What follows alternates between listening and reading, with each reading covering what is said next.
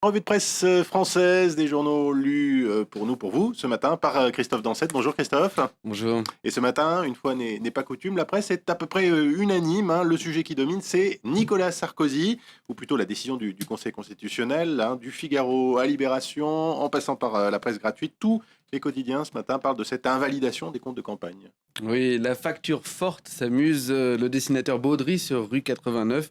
Allusion au slogan de l'UMP en 2012, la droite forte. Car l'équipe de Nicolas Sarkozy a dépassé de 460 000 euros la limite autorisée par les sages, confondant selon eux le statut du chef de l'État avec celui de candidat. Résultat, l'UMP ne sera pas remboursé des 11 millions d'euros sur lesquels le parti comptait pourtant, de quoi plonger l'UMP dans le rouge.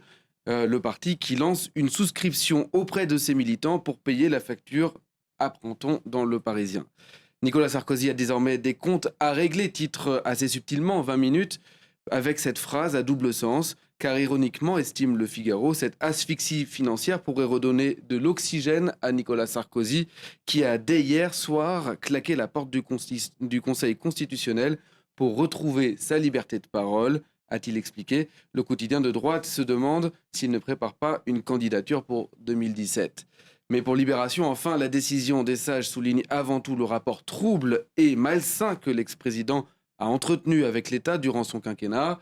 Une pratique consistant à utiliser les services de l'État dans l'intérêt d'un homme ou d'un clan, écrit Éric de Couty, qui y voit des ressemblances avec toute une série d'affaires, notamment l'affaire Tapie ou l'affaire Bettencourt. Et à propos justement de l'affaire Bettencourt, Christophe, une autre décision de justice fait la une ce matin, celle qui ordonne à Mediapart et au point de retirer les enregistrements pirates qui avaient été réalisés chez Liliane Bettencourt. Oui, le dossier Bettencourt censuré, titre Mediapart, dans un éditorial rageur. Edoui Plenel dénonce la décision de la Cour d'appel. Pour lui, elle est absurde, caricaturale, sommaire, ubuesque. Finalement, il n'a pas d'adjectif assez fort. C'est bien plus qu'une atteinte à la liberté de la presse, écrit-il. C'est un acte de censure. Le fondateur de Mediapart rappelle que ces enregistrements réalisés par le majordome de Liliane Bettencourt ont permis de révéler l'affaire, de lancer des débats sur l'évasion fiscale en France. Ils sont aussi à l'origine de toute une série d'enquêtes judiciaires visant notamment Patrick Demaître, le gestionnaire de fortune de Liliane Bettencourt, ou bien celle de l'ancien ministre du Budget, Éric Woerth. Le seul crime de Mediapart, c'est d'avoir voulu la vérité sans laquelle il n'y a pas de justice, estime encore Edoui Plenel, qui conclut en expliquant qu'il ne fait pas bon d'être un lanceur d'alerte ces temps-ci. Il se compare finalement un petit peu à Edward Snowden, vous savez, cet agent américain qui a révélé l'affaire des écoutes des services secrets américains. Et justement, dans cette affaire Snowden, Christophe, on apprend dans le monde qu'il n'y a pas que les Américains qui ont recours au stockage de données en toute illégalité. Les Français, eux aussi, sont adeptes de la méthode. Oui, tous nos SMS, tous nos mails, tous nos relevés d'appels téléphoniques seraient espionnés et stockés par la DGSE, révèle le quotidien du soir, une pratique clandestine et parfaitement illégale.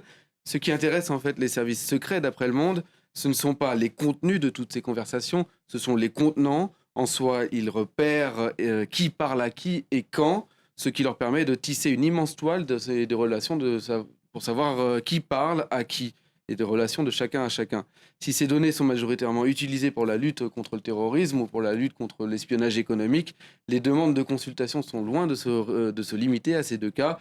Les liens au plus haut niveau de l'État sera notamment analysés. Et puis Christophe, j'imagine que les quotidiens français ce matin reviennent aussi quand même sur la situation en Égypte. Oui, tous. Moi, j'ai choisi de m'arrêter sur deux éditos, notamment celui dans l'Opinion, vous savez, ce nouveau journal de droite, pour qui la crise égyptienne est un grand bond en arrière, la chute et l'arrestation d'un président démocratiquement élu. Une chance historique a été gâchée en seulement un an, écrit Nicolas Bétou. Celle de voir émerger un islam politique viable, mais les frères musulmans ont lourdement échoué à transformer leur action souterraine efficace du temps de Moubarak en politique appliquée. Pour Le Figaro, de son côté, il faut faire attention à ne pas trop critiquer l'action des militaires en Égypte. Pour le quotidien, il est absurde de crier au coup d'État, ce qui pourrait faire le jeu des islamistes, ce qu'il ne faut pas faire. Enfin, Christophe, en un mot, l'équipe titre sur le tennis et la formidable épopée de Marion Bartoli. Oui, Queen Marion, titre le quotidien sportif. La française, vous savez, s'est brillamment qualifiée pour la finale et elle espère gagner demain en finale. Voilà. Voilà, merci. Voilà ce qui fait pour la une des journaux français ce matin. Merci Christophe. Il est 7h27 à Paris. Dans un instant, la météo, puis un nouveau journal, nouvelle demi-heure d'information. On reviendra bien sûr sur la situation en Égypte. La place Tahrir se réveille ce matin. Vous voyez sur ces images en direct. Paris Direct continue donc. Restez avec nous sur France 24.